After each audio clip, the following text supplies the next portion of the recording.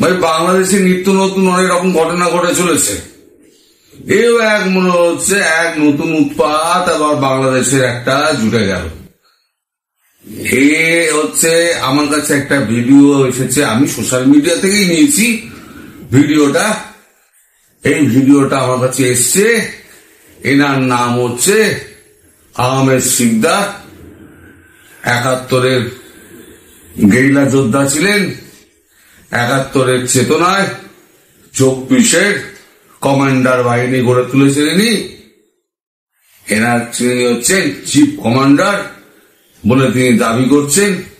AI generated একটা ভিডিওতে তিনি একটা বার্তা দিয়েছেন। এখন যে বার্তা দিয়েছেন সে বার্তা এখন আমাদের পক্ষে খুব ভয়ঙ্কর। এই কারণে, কি কারণে সেটা আমি বলছি, এখনই বলবো না, আগে আপনারা ভিডিওটা দেখুন। এবং আমার তো সন্দেহ যেটা হচ্ছে, এই যে দামাদ্দাম করে এসে লোকজন হঠাৎ করে এই বৈষম্য বিরোধী ছাত্র আন্দোলনের নেতাদের পিটিয়ে চলে যাচ্ছে, এটা অনেকটা কিন্তু গেরিলা কায়দায় অনেকটা হচ্ছে। গেরিলা কায়দায় হচ্ছে, যেটা হচ্ছে কোভার্ট অপারেশন যেগুলো হয়। মানে কোভার্ট অপারেশনে হয় কি, ঝপ করে এলো, মেরে দিয়ে বেরিয়ে চলে গেল। 100 টাকা যদি খরচা হয় তার মধ্যে 80 টাকা হচ্ছে ফুটপ্রিন্ট মেটানোর জন্য, 20 টাকা হচ্ছে খরচা, লাঠিসোঁটা পেটা বা গোলাগুলি চালানো 20 টাকা খরচা, তারপরে টোটাল 100 টাকা।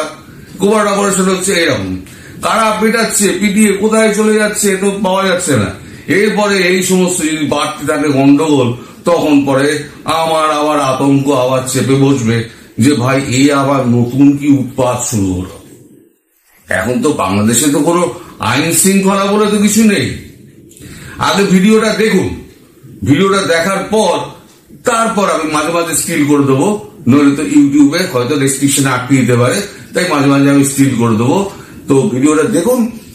আমি আহমেদ শিকদার, চিফ কমান্ডার, 71-এর চেতনায় 24-এর গেরিলা বাহিনী। 2 মাস বসে এই বাহিনীটি সারা বাংলাদেশ জুড়ে তৈরি করেছি। আমার এই বাহিনীর সদস্য রয়েছে ইউনিয়ন, উপজেলা, জেলা, মহানগর, বিভিন্ন সরকারি সেক্টরে। যমুনাতেও আমার গেরিলা বাহিনীর সদস্য রয়েছে। আমি কোন দল করি না, তবে 71-এর চেতনায় বিশ্বাসী রাজাকার সমন্বয়ক। 71-এর বিপক্ষে যত শক্তি আছে কাউকেই বাংলাদেশের মাটিতে রাখবো না।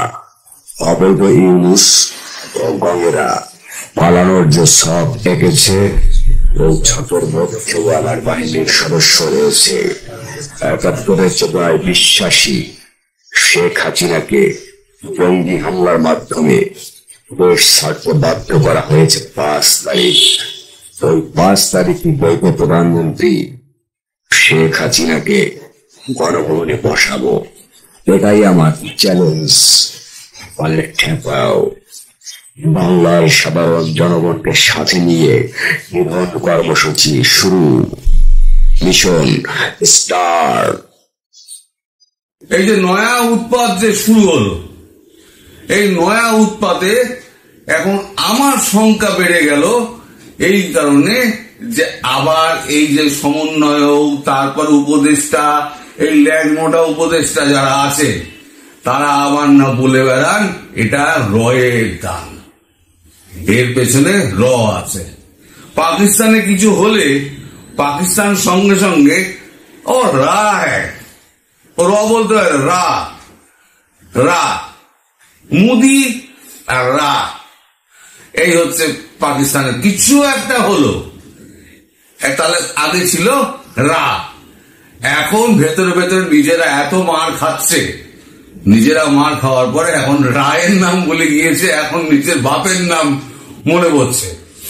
এখন এই যে ভিডিওটা যদি সত্যি সত্যি এরকম যদি কমান্ডার বাহিনী তৈরি হয় আর এরকম ফুটপ্রিন্ট পাওয়া যাচ্ছে না, এসে দামাদ্দাম যদি অ্যাকশন করে দিয়ে চলে যায়, তাহলে পরে কিন্তু ভাই সমন্বয়ক, উপদেষ্টা, এই যে কচি কাঁচা যারা আছো ল্যাজমোটারা, তাহলে কিন্তু তোমরা কিন্তু সাবধানে দেখো।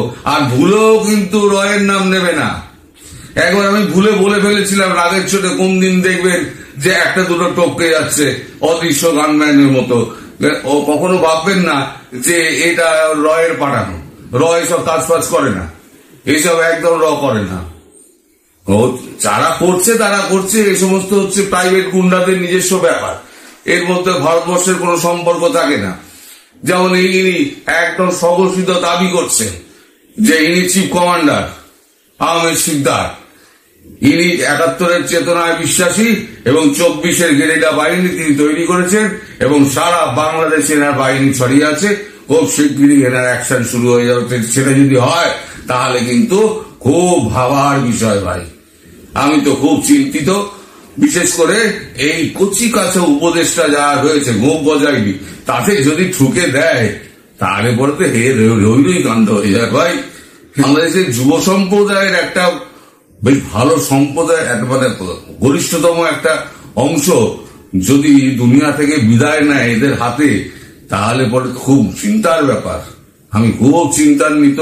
তাই আমি একেবারে সকাল সকাল কোন রকম দেরি না করে আপনাদের কাছে ভিডিওটা উপস্থাপন করতে এলাম যে আপনারা কিন্তু একটু সাবধান করে দেবেন এই সমন্বয়কদের বাড়ির লোকেদের, এই উপদেষ্টা যারা আছে কচি কচি ল্যাজমোটা, এই সমস্ত উপদেষ্টাদের কিন্তু একটুখানি সাবধান করে দেবেন। আর এই সমন্বয়ক যারা আছেন ভাই, তারা যে যার ঘরে ঢুকে যান, রাস্তায় রাস্তায় খুব একটা বেরোবেন না। আমার সৎ পরামর্শ মানুন, তাহলে পরে ওই যে বলেছি না, পলায়তি সজীবতী। আর যদি আমার কথা না মানেন তাহলে পরে এনার যা হাবভাব দেখছি খুব ভালো লাগছে না। কারণ এনার কথার মধ্যে একটা অদ্ভুত রকমের একটা কাঠিন্য আছে, যেটা মোটেই কিন্তু উপহাসের যোগ্য নয়। এই কাঠিন্য কিন্তু খুব ভাবার, ভীষণ ভাবা। এবার কিন্তু আমি খুব সিরিয়াসলি বলছি যে ব্যাপারটা হালকা করে নেবেন না। আমার মনে হয় এই ব্যাপারটা খুব সিরিয়াসলি নেওয়া প্রয়োজন এবং আপনারা কিন্তু সাবধানে থাকবেন। মানে এই যারা কচি কাছে সাধারণ মানুষের, আমার মনে হয় সাধারণ মানুষের তিনি কোনো টার্গেট করবেন বা নিজে করবেন টার্গেট, কিন্তু সাধারণ মানুষ ছাড়া যারা আছেন এই ল্যাজমোটার দল, তারা একটুখানি সাবধানে থাকবেন। নইলে পরে বিপদ হয়ে গেলে তখন ভারতের ঘাড়ে ঠেলবেন না। আমার একেবারে করজোড়ে অনুরোধ। মানে আগে থেকে আমি হাত তুলে দিলাম, আমরা কিন্তু জানি না এসব কিন্তু আমরা জানি না।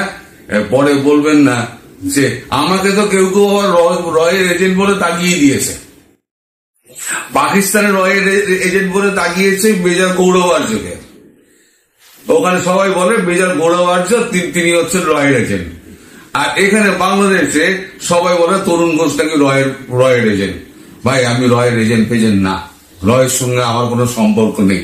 হ্যাঁ, চেনা শুনো এই সাংবাদিকতার ক্ষেত্রে চেনা শুনো দু একজনের সঙ্গে রয়েছে, রন বিদেশ মন্ত্রক, তাদের সঙ্গে ওইসব লোকেদের সঙ্গে আমার ওরা কথাও বলবে না, বিদেশ মন্ত্রকের সূত্রে আমি দু চারটা খবর পাই, সেই খবর নিয়ে আমি আপনাদের সঙ্গে আলোচনা করি।